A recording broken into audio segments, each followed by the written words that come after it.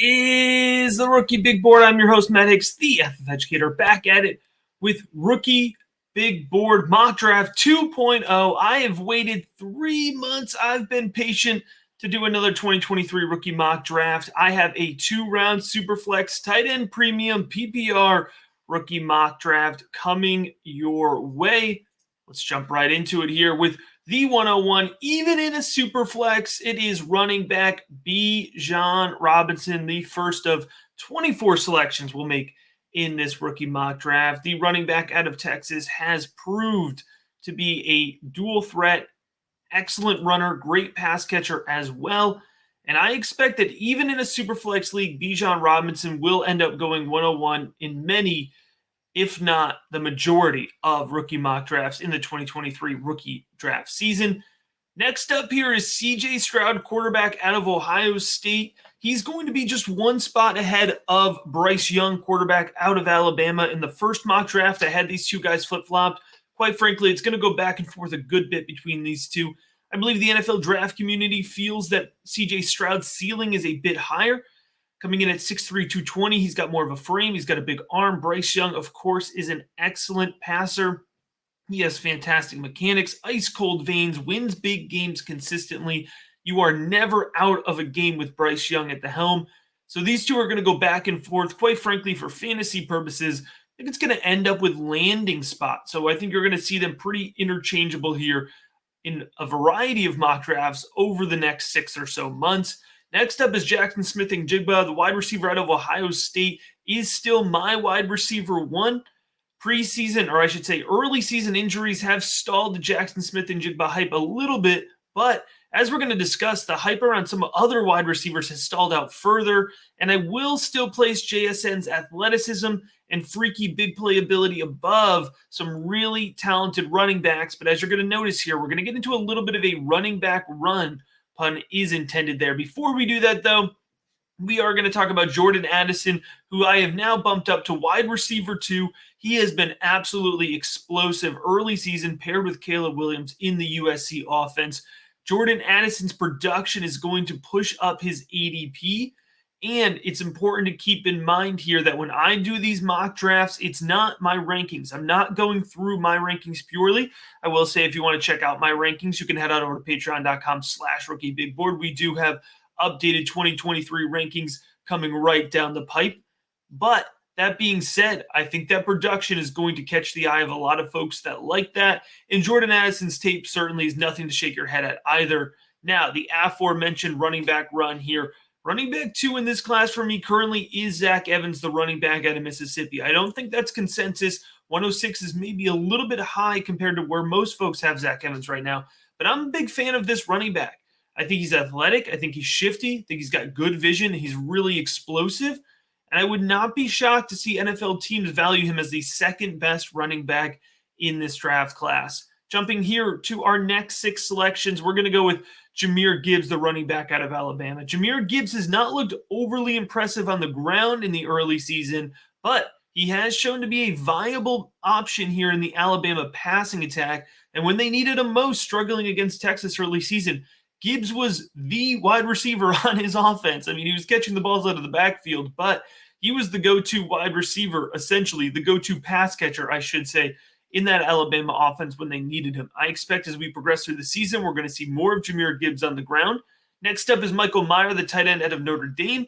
I always struggle with exactly where to place Michael Mayer, but I am confident he will be a first-round rookie selection, especially in a tight end premium format. I bumped him a little bit here. I think he can go anywhere from 108 to 112, depending on whether there's a premium at the position or not. Mayer is an athletic pass-catching tight end. He's not the most athletic guy. You know, think of him as a little bit more of maybe TJ Hawkinson compared to Noah Fant, but still plenty of athleticism, plenty of pass-catching ability. He has a big body, and he knows how to use it. He's a good contested catch guy. Before I move on to the next pick, I want to point out for everybody watching on YouTube, please feel free to drop a comment. Let me know who I am too high on, who I am too low on. I always like to get to those comments, whether you're roasting me or whether you're trying to have a good conversation. I always like to go back and forth. This is a mock draft. It's an exercise. If you're listening, feel free to drop it in the Patreon Discord. Always love chopping it up. Always love hearing about your thoughts on the episodes. Now, 109, I am going to go with Sean Tucker, running back out of Syracuse. Now, you'll notice this is a little bit of a riser from rookie mock draft 1 to rookie mock draft 2. Folks, sometimes there's only so much summer scouting that I can see, so much film. And I just didn't really see as much of the speed and as much of the pass catching ability as I wanted to see out of Sean Tucker. But I got to say, early season, I have seen that speed. I've seen that straight line speed. He's put that on display. I've been able to check that box, bump up his tape score there. And Syracuse, whether they're trying to help his draft stock or whether it's just an overall bump for their scheme, they're making an intentional effort to get Sean Tucker involved in the passing game as well. So he's proved that he has the ability to be a two-way running back. Quite frankly, folks, right now he's coming in at 109, running back 4 in this mock draft. Wouldn't be shocked if some folks are taking as high as running back 2 by the time we get to April, May, June, and the next rookie draft season. This is when it gets tricky. I got to tell you, I really struggled with who to put in the back end of the first round and who to put in the front end of the second round. And I'm not saying that there's a clear drop-off in value here, but there's a lot of guys kind of bunching up in this next tier. So I wouldn't blame you if you get a little spicy with me here in terms of how I've mixed these guys up. There's one other point in the draft that I struggled with, and I'll talk to you about that here as we progress through it. But let's start here with 110. I did go with Josh Downs, the wide receiver to North Carolina. Now, remember, when I'm doing these mock drafts, I'm not going through my rankings as I mentioned earlier, but I am trying to give you an idea of how I view consensus among the fantasy community. And Josh Downs is an early breakout guy. He's an early high production, consistent production guy. And he's played now with 2 quarterbacks, Sam Howell and Drake May. He's looked fantastic with both. He's looked the main guy in the offense with both. And I do think that there's a strong part of the fantasy community that is not going to allow Josh Downs' ADP to get out of the first round. And that may be controversial because I did slide him just ahead of Kayshon Boutte at 111. The wide receiver out of LSU, who going into the season was wide receiver 1 for many folks. He was my wide receiver 2 going into the season. We're seeing a slide here with Kayshon Boutte's value. I worry about his draft capital, limited production. It's not clicking for him in the Jaden Daniels LSU offense.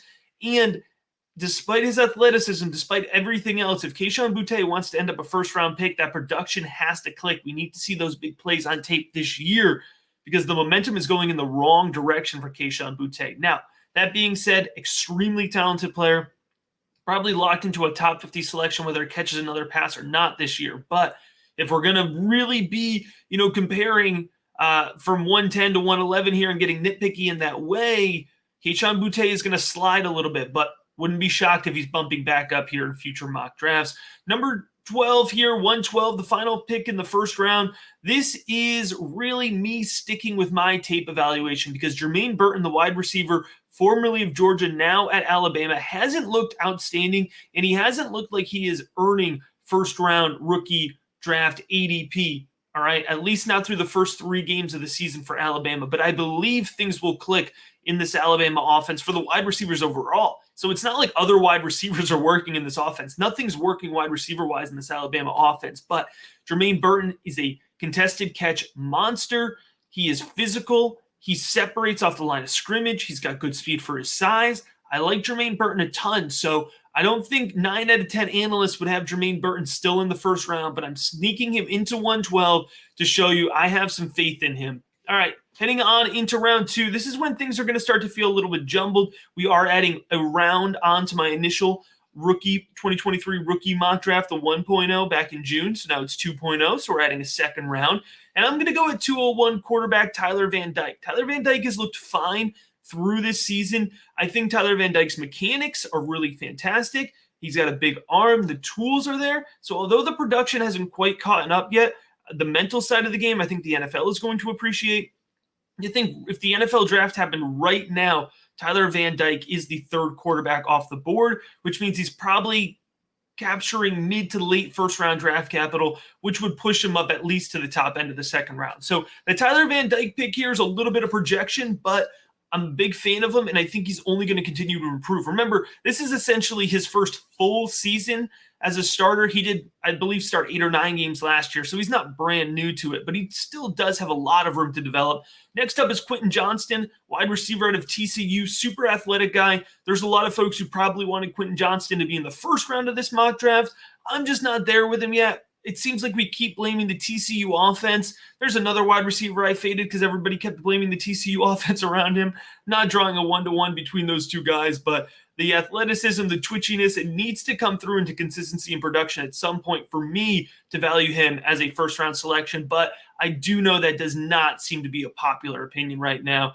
Also, leaning into, maybe I wouldn't put him here, but I feel like consensus has him here. That's Will Levis, the quarterback out of Kentucky. I'm not sold on Will Levis, but, I feel like fantasy Twitter is going to kind of buy in on that, has that dog in him narrative, right? That character, that fighter, that scrapper, that guy that's just going to win football games. And that's fantastic for college football players. I love Will Levis as a college football player. And I do think he's going to have an argument as he progresses through this season to develop into a quasi borderline first, second round NFL quarterback here, depending on how the NFL shakes out on the overall strength of the class, if he gets pushed up based on demand. There's a lot of factors moving around with Will Levis.